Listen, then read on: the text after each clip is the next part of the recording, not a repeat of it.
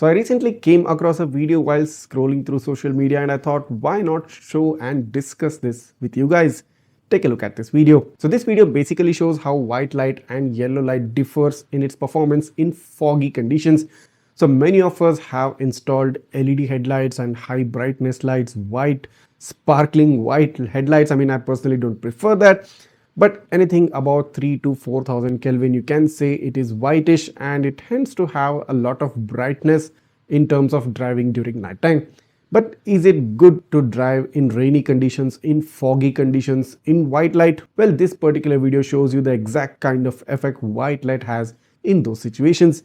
It's very difficult to see with white beams projecting from your car in dense foggy conditions and even in heavy rain condition. So why does this actually happen? Well, this happens due to a phenomenon called as rayleigh scattering. Rayleigh scattering is basically why even you see that the sky is blue right above you. It's because that the shorter wavelength light gets scattered a lot when it comes across molecules or air molecules that are smaller than its size. Well, the yellow or the reddish lights have longer wavelengths, so they pass through those molecules without much scattering. But the shorter wavelength lights such as the blue, violet, indigo and close to white colors, these scatter a lot, causing a disturbance in the view. Now when there are very few air molecules, like generally night driving conditions, there's no rain, there's no fog, it's pretty much easy streaming for the white light. But in dense foggy conditions where there are a lot of molecules, air molecules packed together in a single area, the white light tends to scatter a lot, giving you lower visibility and lesser visibility.